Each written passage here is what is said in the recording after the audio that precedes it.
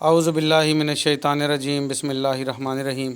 आज हमने पढ़ना है बेटा हमारा ये LHV पार्ट फर्स्ट की जो हमारी ज़ीरो बुक के नाम से, इसमें एनाटॉमी फ़िज़ियोलॉजी था और ये फार्माकोलॉजी यानी अद्वियात का इल्म, इसका ये पार्ट चल रहा है पेज नंबर 60 से।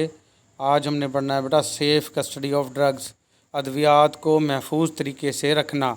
इसको हम क्या कहेंगे? Safe custody of drugs.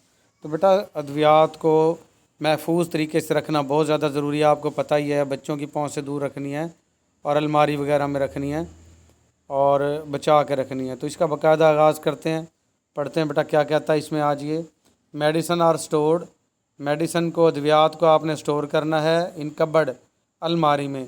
ये लफ्ज़ कप बोर्ड है लेकिन कबर्ड पढ़ते हैं इसको बेटा, CUPBOARD, इसके स्पेलिंग याद रखने हैं। अलमारी, अलमारी में रखनी है। Which is not easily accessible to patients, जो कि मरीज़ों की पहुंच में ना हो अलमारी हैं, नॉट, ठीक है, आसानी से मरीज़ वहां तक ना पहुंच सके। एंड इज़ प्रेफरेबली लॉक्ड, और आम तौर पर इसको लॉक करके रखना बेटा। ये ना हो मरीज़ जो है वो अपनी मर्ज़ी से खुद ही उठाएं दवाई और खा लें हैं। The cupboard should not be in direct sunlight, और अलमारी में डायरेक्ट सूरज की रोशनी भी नहीं आनी चाहिए। एज दिस में काज सम ड्रग्स टू डिटेरियोरेट, क्योंकि ये सूरज की रोशनी कुछ अद्वियात को ख़राब कर देती है, वर्स कर देती है बेटा। आपने देखा होगा अक्सर जो सिरप है ना बेटा, वो कलेजी से कलर के शीशे की बोतल में आते हैं।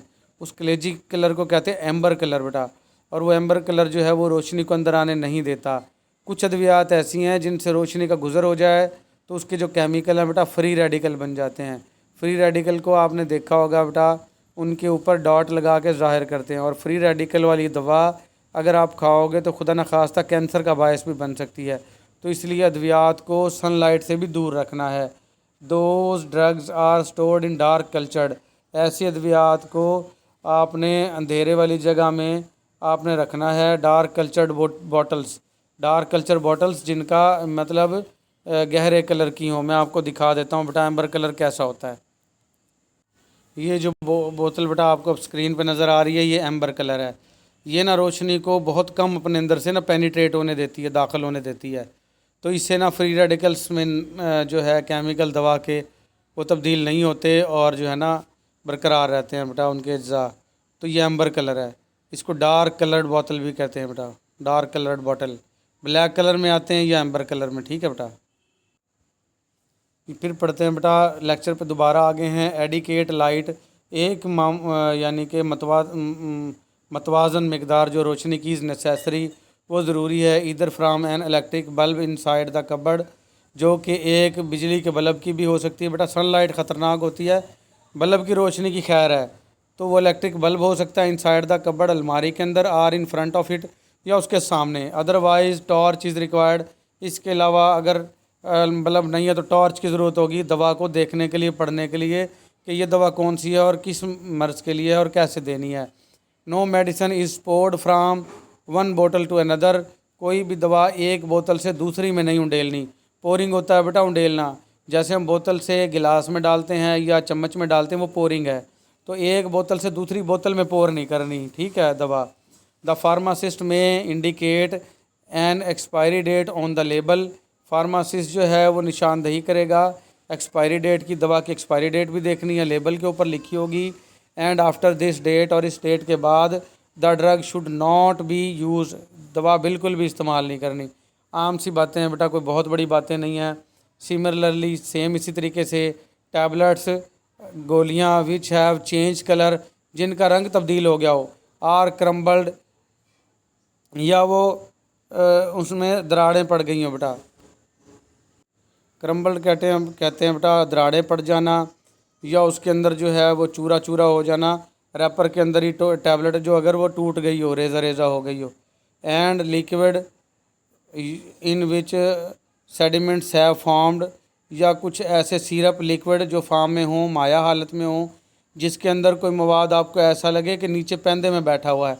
सेडिमेंट्स कहते हैं बैठा होना है फॉर्म्ड, जिसके अंदर सेडिमेंट्स बन गए हों, नीचे पेंदे में कोई चीज़ बैठ गई हो।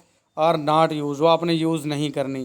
क्या बताया जा रहा है? वो गोलियां जो रंग तब्दील कर गई हों, या रैपर में ही टूट गई हों, या कोई आपका लिक्विड हो जो कि आपको बोतल में ऐसे लगे कोई चीज़ नीचे बैठी हुई है इसमें, तो आपने यूज़ नहीं करनी।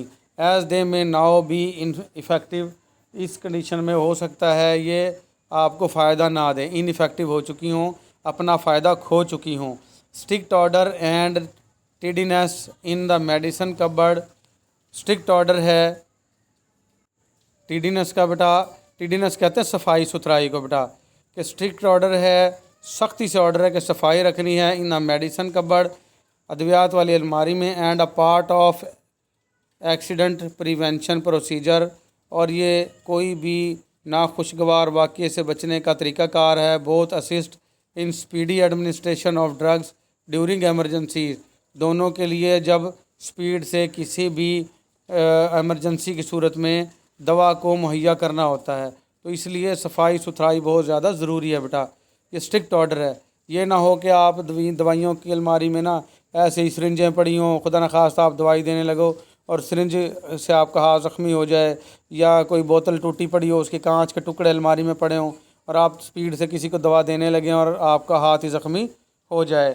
तो ये बताया जा रहा है कि किसी भी एक्सीडेंट से बचने के लिए ये सफाई होना बहुत ज़्यादा ज़रूरी है और इसका स्ट्रिक्ट ऑर्डर है। Specific information on the each medicine, जो ख़ास किस्म की इंफॉर्मेशन होती है हर दवा के ऊपर, वो कौन कौन सी है बेटा।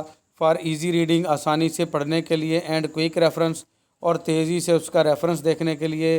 द इंफॉर्मेशन, जो मालूमात लिखी होती हैं, is presented in the table form, वो टेबल फॉर्म में दिया जा रहा है। ये बताया जा रहा है बेटा कि आप जैसे ही दवा को देखें तो आप पहचान सकें, पढ़ सकें। Different tables given for each category of medicine, मुख्तलिफ़ किस्म के टेबल्स दिए जा रहे हैं हर जो दवा है उसकी कैटेगरी के लिए।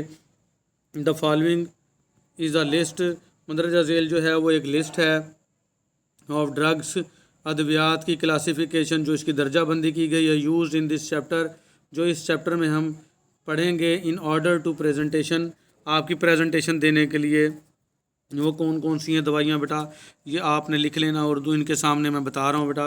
एंटीबायोटिक्स, ऐसी अद्वियात जो बैक्टीरिया को मारने वाली हो, bacteria killer. Antibiotic, anti tuberculosis drugs, TB से बचाव की अद्वियात। एंटी मलेरियल ड्रग्स, मलेरिया से बचने की दवाएँ, ठीक है बेटा। एंटी अमीबाइज, एंटी अमीबाइज में आ जाता है बेटा आपका मेट्रोनिडाजोल, जिसको फ्लैजल कहते हैं बेटा। एंटी ट्राइकोमोस ड्रग्स, ये भी एंटी अमीबाइड हैं, ये भी जो है ना बेटा इनका फार्मूला भी ये दोनों फ्लैजल ही हैं, समझ लें।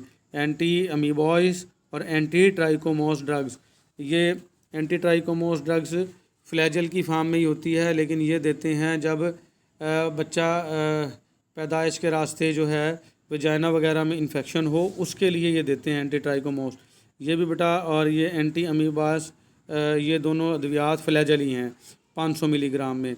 एंटी हिलमेंटिक्स, पेट के कीड़ों से बचने की अद्वियात। एंटी फंगल ड्रग्स, जो फंगस लग जाती है, पैर ख़राब हो जाते हैं, उससे बचने की अद्वियात, ठीक है। स्किन प्रिपरेशंस, जिल्द की हिफाजत के लिए जो जिल्द के अमराज के लिए अद्वियात होती हैं वो स्किन प्रिपरेशंस कहलाएंगे बेटा।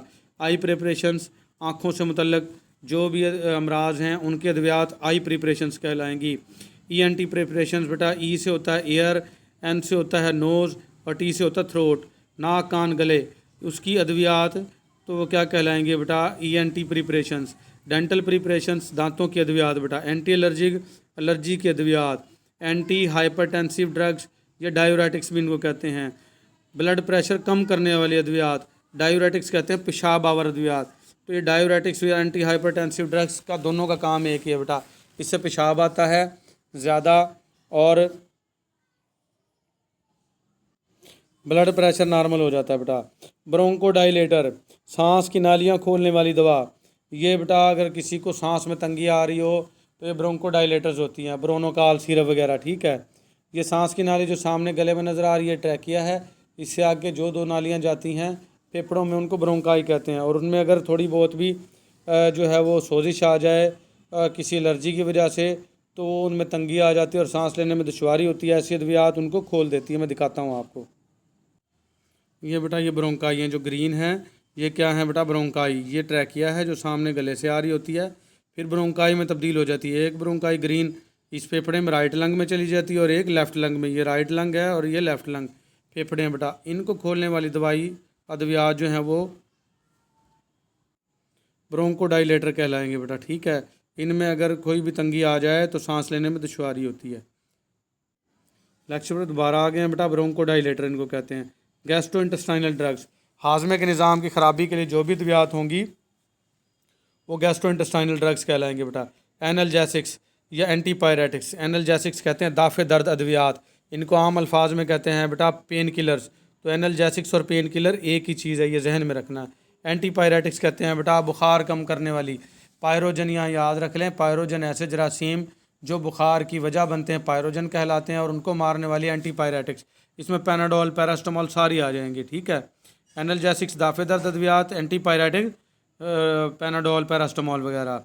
एंटी कन्वुल्जेंस ड्रग्स बेटा मरोड़ को ख़त्म करने वाली, ईंठन ख़त्म करने वाली। रेस्पिरेटरी स्टिमुलेंट्स, सांस के रास्ते को बेहतर बहाल करने वाली अद्वियात। रिहाइड्रेशन फ्लूइड, जैसे ORS होता है निमकोल बेटा, जब आपको उल्टियाँ मोशन लगते हैं तो आपकी बॉडी से पानी निकल जाता है और नमकियात जिनको इलेक्ट्रोलाइट कहते हैं वो निकल जाते हैं। तो ये ऐसे फ्लूइड होते हैं बेटा जो कि आपकी बॉडी के अंदर दोबारा इन सब चीज़ों की बहाली कर देते हैं। इनको हम क्या कहेंगे? Rehydration fluid. ORS होता है ओरल रिहाइड्रेशन सोल्यूशन। ठीक है, फिर आ जाएगा विटामिन एंड मिनरल्स। ये विटामिन और मिनरल्स आपको पता ही है बेटा, अमल के दौरान vitamin A, vitamin B9, B12, B6 दिए जाते हैं, ये विटामिन है बेटा। लोकल एनेस्थेटिक्स, अगर कहीं चोट लग जाए और वहाँ पे टाँके लगाना मकसूद हो, वहाँ पे सुन करना हो, तो उसको लोकल एनेस्थेटिक्स कहते हैं। उसी जगह को सुन करेगा बस, बाकी जगह को सुन नहीं करेगा, मुकम्मल बेहोशी नहीं करेगा, उसको लोकल एनेस्थेटिक कहेंगे। स्टीरॉयड हार्मोन वगैरह आ जाएंगे बेटा। फिर ड्रग्स यूर इन ऑब्स्टेटिक्स, ऐसी अद्वियात जो कि आपकी ऑब्स्टेटिक्स में यूज़ होंगे। ऑब्स्टेटिक्स कहेंगे बेटा हमल के दौरान जो अद्वियात यूज़ होंगी वो होंगी बेटा। ये सारी इन्फॉर्मेशन लिखी होंगी। ऑल द ड्रग्स में keep in order of company wise, सारी अद्वियात को कंपनी वाइज रखनी है, जैसे ग्लैक्सो, वेलकम और अपजॉन, AGP, ब्रुक्स, ये कंपनियों के नाम, वाइथ, इनके हिसाब से रखनी है बेटा। एबट, ये सारी कंपनियों के नाम वगैरह वगैरह। तो कंपनी वाइज रखनी है अद्वियात, ताकि आपको आसानी से पता हो फ़लाँ कंपनी की दवाइयाँ फ़लाँ अलमारी में पड़ी होंगी। ऑल ड्रग्स में keep in order of A, B, C in cupboard. ये भी बड़ी प्यारी बात की है बेटा। जो A से शुरू होने वाली अद्वियात हैं वो A वाले खाने में, जैसे एनजीसिड होगी A से शुरू होती है। B वाली जैसे ब्रोनोकाल B वाले खाने में अलग बना रखी हो। C वाली होगी जैसे कैपोटिन C से होती है बेटा, वो C वाले खाने में। इस तरीके से Z तक आपके पास खाने बने हों और अपनी दवा जो है मुतलका खाने में मौजूद हो।